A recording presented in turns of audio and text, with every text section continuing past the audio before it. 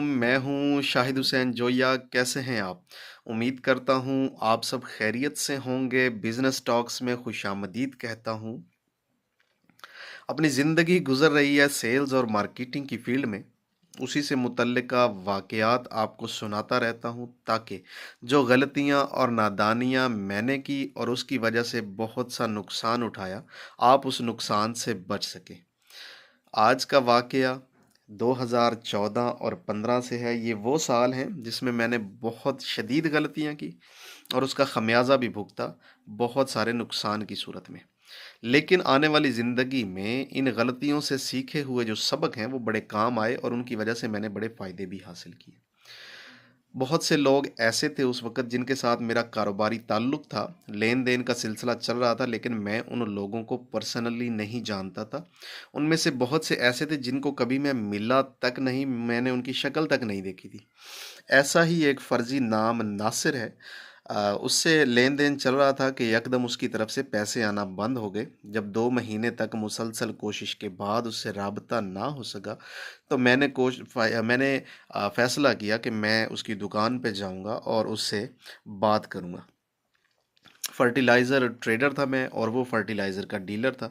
जब मैं उसकी दुकान पे पहुँचता हूँ तो ताला लगा हुआ था और पूछने पे मालूम हुआ कि नासिर साहब यहाँ के रहने वाले नहीं थे, बल्कि वो किसी और शहर से थे। वो यहाँ किराए की दुकान पे रह रहे थे। तो मैंने मालिक मकान से मिला और उससे पूछा कि जनाब, मैंने इस शख़्स से कुछ पैसे लेने हैं, तो इनकी दुकान बंद है, तो क्या आप मुझे इनके आबाई घर का पता बता सकते हैं ताकि मैं वहाँ जाके उससे पैसे ले सकूँ? तो उसने पहले तो टाल-मटोल से काम लिया, लेकिन फिर उसने बताया कि जनाब, मैं उसके गाँव का नाम जानता हूँ, लेकिन मैं कभी वहाँ पे गया नहीं। फलाँ ज़िला में फलाँ गाँव है, अगर आप वहाँ चले जाएँ तो आपको वो मिल सकते हैं। तो मैंने गाड़ी घुमाई और मैं उस ज़िला की तरफ रवाना हो गया। रास्ते में एक दरिया पड़ता है। जब मैं दरिया पे पहुंचा तो पता चला कि वहाँ पे जो पुल है वो ज़ेर तामीर है और रास्ता बंद है। आगे आने और जाने के लिए लोग कश्तियों का इस्तेमाल करते हैं। चुनांचे गाड़ी को कश्ती पे सवार किया और दरिया को पार किया और ढूंढते ढूंढते मैं उस गांव तक जा पहुंचा। वहां जाके जब नासिर का नाम पूछता हूं तो लोग पूछते हैं, जनाब उनकी कौम बताएं, उम्र बताएं, क्या करते थे, वगैरह वगैरह। किस्सा मुख्तसर यूं कि मुझे वहां उस गांव में 3 नासिर नामी बंदों का पता चला। मैंने कहा मैं इन तीनों से मिलता हूँ, कोई तो वो होगा। तो जब पहले से मिला तो वो सुनार था। तो उससे पूछा, थोड़ा हेलो हाय की, उसको सारा वाक़या सुनाया। तो उसने कहा, नहीं जी, मैंने कभी फर्टिलाइज़र का काम नहीं किया। तो फलाँ नासिर को पता कर लें आप। जब मैं उस नासिर के पास पहुंचता हूं तो वो भैंसों का व्यापारी था, और उसका भी उस इलाके से कोई ताल्लुक नहीं था। तो जब मैं तीसरे नासिर के पास पहुंचने वाला था तो दिल में यही था कि ये वही नासिर है जिससे मैं मिलने के लिए जा रहा हूँ। जब मैंने उनका दरवाज़ा खटखटाया तो उनका वालिद बाहर निकला और उन्होंने कहा, जी हाँ जी, नासिर काम करता था लेकिन अब वो काम उसने छोड़ दिया है। आप बैठें, वो थोड़ी देर तक पहुंचने वाला है, वो एक भैंस की ख़रीदारी के सिलसिले में कहीं गया हुआ है। जब ये बात कंफर्म हो गई कि हाँ ये वही नासिर है, तो मैंने गाड़ी रोकी साइड पे और मैं उनकी बैठक में बैठ गया। चाय आई, चाय पी, और मैं उस वक्त ना सिगरेट पिया करता था। जब वो चाय पी ली तो सिगरेट की तलब हुई, तो मुझे याद आया कि मेरे तो सिगरेट ख़त्म हो गए। मैं ऐसे बाहर निकला और एक दुकान पे चला गया, वहाँ से मैंने सिगरेट ख़रीदा और थोड़ी सी गपशप करने लगा दुकानदार के साथ कि ये कैसे बंदे हैं और क्या। उन्होंने पूछा कि क्या वाक़या है, क्या बात है। मैंने उन्हें बताया कि जनाब, ऐसे-ऐसे मैंने इनसे पैसे लेने हैं, तो उस सिलसिले में मैं आया हूँ। तो उसने एक बड़ी ना अजीब-सी बात की। उसने कहा, पहली बात तो ये कि आपको पैसे मिलेंगे नहीं, और अगर पैसे मिल जाएँ तो आप यहाँ रुकेंगे नहीं, आपको फ़ौरन चले जाना है। तो मैंने पूछा क्या वजह? उसने कहा, जी बस मैंने इतना बताना था, आपको बता दिया। मैंने सिगरेट लिए वापस आया तो उनके वालिद बैठे हुए थे। उन्होंने कहा, बेटे कहाँ गए थे? मैंने कहा, जी मैं सिगरेट लेने के लिए गया था। उन्होंने कहा, मुझे बताते मैं ले आता। मैंने कहा, जी कोई बात नहीं, मैं ले आया हूँ सिगरेट। अच्छा, थोड़ी देर अभी बातचीत हो ही रही है कि बाहर एक गाड़ी की आवाज़ आई और जनाब नासिर साहब जो हैं वो गाड़ी से उतरे। मिले उनसे बड़े अच्छे तरीके से। उन्होंने जनाब वो यानी वेलकम किया मुझे कि जनाब, अच्छा अच्छा अच्छा शाहिद साहब कैसे हैं, हम कभी मिले नहीं लेकिन एक अच्छा कारोबारी ताल्लुक था, ये तो बैठ गए। जब बातचीत का आगाज़, मैंने कहा, जी वो एक अमाउंट बनती है आपकी तरफ, तो वो पैसों के लिए मुझे इतनी दूर आना पड़ा है, मैं कभी पैसे लेने के लिए जाता नहीं हूँ, लेकिन चूँकि अमाउंट भी बड़ी है और मामला भी ये है कि आप राब्ते में नहीं हैं, तो मुझे आना पड़ा। तो ये बात सुन के नासिर का वालिद जो है वो यकदम हत्थे से उखड़ गया। नासिर को गालियों से शुरू हो गया कि तूने एक शरीफ बंदे को इतना सफ़र करवाया, ये किया, वो किया, उसके पैसे क्यों नहीं दिए? तो मैं ना बड़ा हैरान हुआ, मैंने कहा यार ये मेरा वकील है, यानी जो उनके वालिद हैं ये तो मेरा वकील बना हुआ है। तो ख़ैर नासिर कहने लगा जी अभी तो मेरे पास पैसे नहीं हैं, मेरा नुकसान हो गया था वहाँ से, इसीलिए मैंने वो दुकान वाइंड अप की थी, ये किया था, वो किया था, मैं कुछ मुझे टाइम दें और मैं दे दूँगा पैसे। तो वो अभी बातें चल रही थी कि उनके बाप बेटे की आपस में तल्खी शुरू हो गई। बात बढ़ती बढ़ती हाथापाई तक पहुंचने वाली थी कि मैंने बीच बचाव करवाया। मुझे लगा कि यार ये तो बात बढ़ गई, मेरे आने की वजह से बाप बेटे की लड़ाई हो गई। आ, लेकिन जब वो थोड़ी देर मैंने उनको ठंडा मिठा कर लिया, वो बैठ गए, तो उसका बाप कहने लगा जनाब कितने पैसे हैं? मैंने कहा जी 7 लाख रुपया है। तो कहने लगे यार 7 लाख रुपया तो नहीं है, आप एक काम करें, ये किस्तों में देगा मेरा बेटा आपको पैसे, तो किस्तों में पता नहीं ये कितने सालों में अदा कर सकता है। मेरे पास ना कुछ भैंसें भूसें बेची हैं, मेरे पास पैसे पड़े हुए हैं। आप ऐसा करें इस बात को यहीं पे वाइंड अप कर दें, ख़त्म कर दें। मैं आपको 4 लाख रुपया देता हूँ, 3 लाख रुपया आप इसे छोड़ दें, इसका नुकसान हो गया, ऐसे हो गया, वैसे हो गया। मैंने कैलकुलेशन की कि अगर मेरे 5 चक्कर भी यहाँ पे लगते हैं, ये 7 चक्कर लगते हैं, लाख लाख रुपए लेने के लिए भी यहाँ पे मैं आता हूँ, तो 7 चक्कर लगेंगे। जो टाइम लगेगा वो अलग है, और पता नहीं पैसे भी पूरे मिल पाएंगे या नहीं मिल पाएंगे। तो मैं जो है ना इसको 4 लाख पे डन करता हूँ। लेकिन मैंने साथ ही कहा, मैंने कहा जी 4 थोड़े, आप ऐसा करें इसको 5 लाख में डन करें, लेकिन वो अड़ गए अपनी बात पे, कहता नहीं जी 4 लाख में है। किस्सा मुख्तसर यूँ कि वो उन्होंने मुझे 4 लाख रुपया ला के दे दिया कैश। तो उसका बेटे ने मेरे सर पे हाथ फेरा, उसके बाप ने मेरे सर पे हाथ फेरा और कहने लगा शायद बेटा आपको तकलीफ़ हुई, इसके लिए मैं बड़ा माजरत खाऊं, लेकिन पैसे आपको दे दिए, आप हमारे मेहमान हैं, आप बड़ा सफ़र करके आए हैं और शाम होने वाली है। आप ऐसा करें कि ये पैसे आपको मिल गए हैं, ये आपके हुए, आप रात रुकें और सुबह चले जाइएगा। तो मैं ना बड़ा मुतासिर हुआ, मैंने कहा यार ये बंदा बहुत अच्छा है। देखें, एक तो इसने हमारा मामला हल करवा दिया है, और उसके बाद जो है ना ये मुझे कह रहा है कि रात होने वाली है, आप मत जाएं, तो रुक जाएं यहाँ पे। तो मुझे रुक जाना चाहिए। तो अभी मैं ना मैंने मैंने उन्हें कहा ही है, मैंने कहा जी चलें ठीक है जी, मैं रुक जाता हूँ, सुबह चला जाऊँगा। फिर यकदम मुझे ना वो दुकानदार की बात याद आई। वो यानी उसने कहा था कि पहली बात तो ये कि पैसे मिलेंगे नहीं, अगर मिल जाएं तो यहाँ रुकना नहीं। तो मेरे ना दिल में यकदम से ख्याल भी आया और खौफ भी आया। मैंने कहा यार ये कुछ गड़बड़ है, इतनी आसानी से पैसे दे देना, और फिर इतना यानी टेंशन क्रिएट करना, फिर मामला यकदम से कूल डाउन हो जाना, और फिर मुझे रात रुकने का कहना। बात उसी तरफ जा रही है जिस तरफ इशारा उस दुकानदार ने किया था। लिहाजा मैंने कहा जी ठीक है। नासिर जो है वो बाहर चला गया, बाप ने कहा जी खाने का इंतज़ाम करें, और वालिद जो है वो कहने लगा जी मैं घर जाता हूँ, मैं आपके बिस्तर वगैरह का अरेंज करता हूँ। जब वो एक बाहर गया और एक घर में गया, तो मैंने ना मैं उठा, मैंने पैसे जो हैं वो अपने बैग में डाले और आके गाड़ी में बैठा, मैंने सलफ लगाया और मैंने चल पड़ा, मैं उनको बताए बगैर।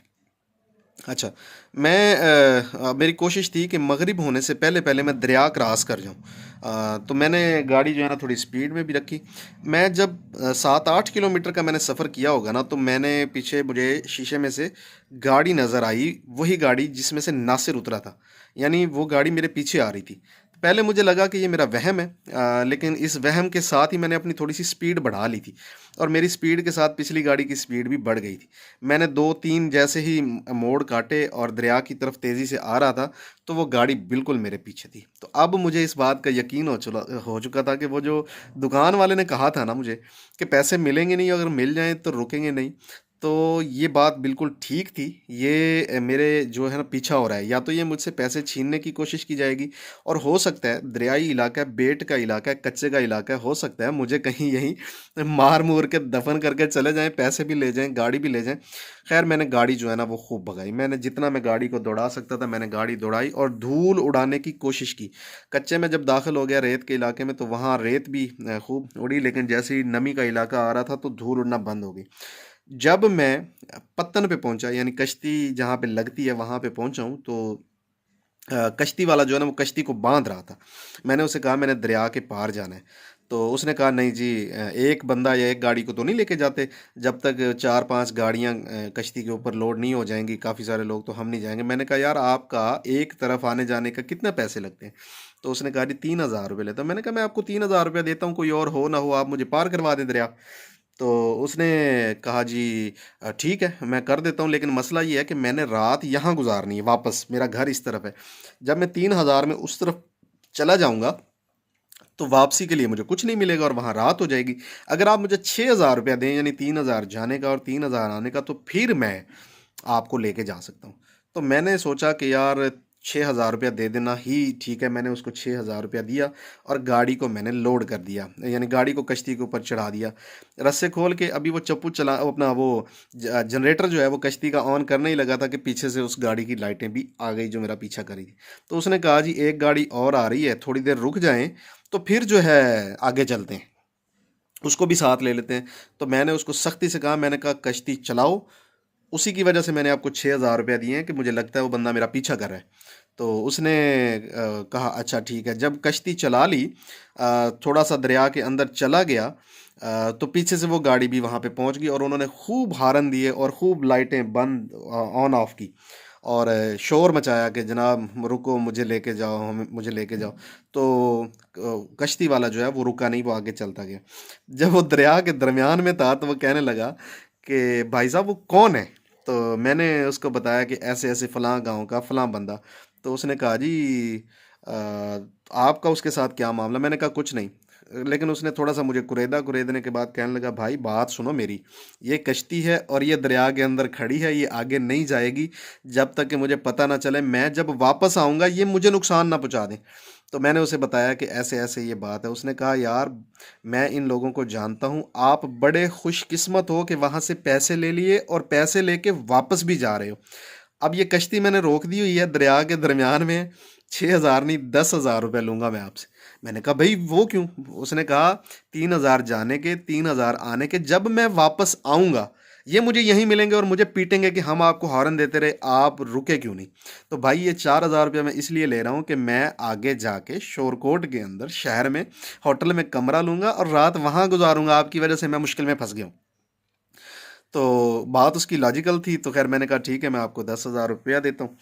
अच्छा, वो हमने दरिया जो है वो क्रॉस किया, क्रॉस करके गाड़ी उतारी, उसने कश्ती बांधी, उसने कहा जी अब आगे शोरकोट जाने के लिए मेरे पास तो सवारी नहीं है, आप मुझे शोरकोट तक ड्रॉप करेंगे।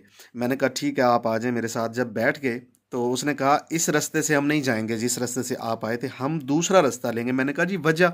उसने कहा पीछे एक और कश्ती खड़ी है, उस पे मल्ला नहीं है, लेकिन वो खुद भी कश्ती चलाना जानते हैं। अगर उन्होंने उस कश्ती पे गाड़ी लोड की और इधर आए तो वो इसी रास्ते से आएंगे जिस रास्ते से हम जाने की कोशिश करें, तो हम रास्ता तब्दील करते हैं। तो मैंने कहा चलें ठीक है। जब वो रास्ता तब्दील कर लिया तो बिल्कुल सुनसान उजाड़ रास्ता, कच्चे रास्ते। तो मेरे दिल में कभी कभी ये ख्याल भी आ रहा था, मैंने कहा एक चोर डकैत से बच के आया हूँ, ये मल्लाह कहीं रास्ते में उतार के मुझे ये ना कहे हाँ भाई निकाल पैसे और तू निकल। खैर अल्लाह अल्लाह करके मेन सड़क पे चढ़ते हैं, वहाँ पे शोरकोट में मैं उसको छोड़ता हूँ, उसका शुक्रिया अदा करता हूँ, उसको ₹10,000 देता हूँ मैं और निकल आता हूँ। अब ये एक वाक़या था, लेकिन इस वाक़ये से कुछ सबक मिलते हैं, जो मुझे भी मिले और यकीनन आपको भी मिले होंगे। और वो क्या हैं? वो ये हैं, पहली बात तो ये कि किसी भी शख़्स पे ऐसे ट्रस्ट नहीं कर लेना जिसको आप जानते नहीं, जिससे आप मिले नहीं, जिसको आपने देखा नहीं। और अगर किसी के रेफ़रेंस से बंदा आ रहा है तो सॉलिड गारंटीज़ ज़रूर ले लेनी चाहिए। और नंबर 3 ये कि अगर ऐसा कभी ज़िंदगी में मामला पेश आ जाए तो आप उस शख्स को ज़रूर हमरा लेके जाएं जिसकी गारंटी पे आपने लेन देन किया था। नंबर 4, कभी भी कभी भी ज़िंदगी की कीमत जो है वो पैसा नहीं होती। लिहाजा पैसों की खातिर कभी भी अपनी ज़िंदगी को दांव पर मत लगाना जैसा कि मैंने लगाया। तो ये 4 चीज़ें मैंने इस वाक़ये से सीखी और अपनी आने वाली ज़िंदगी में इसको अमली तौर पे मैंने, यानी इसको अपनी ज़िंदगी में शामिल किया और बहुत सारे फ़ायदे उठाए। उम्मीद करता हूँ कि आप ये गलतियाँ जो मैंने की हैं कि जो पंजाबी कहते हैं अन्ने वाह एतमाद कर लेना, किसी पे अंधा ट्रस्ट नहीं करेंगे, किसी को एक मखसूस लिमिट से ज़्यादा क्रेडिट नहीं करेंगे और सॉलिड गारंटी ज़रूर लेंगे और रिकवरी के मामलात में अकेले नहीं जाएंगे बल्कि रेफरेंस वाले बंदे को साथ लेके जाएंगे। और नंबर 4, कभी भी पैसे को अपनी ज़िंदगी पर अहमियत नहीं देंगे। दुआओं में याद रखिए। आपका दोस्त, आपका भाई शाहिद हुसैन जोया। वस्सलाम। पाकिस्तान जिंदाबाद।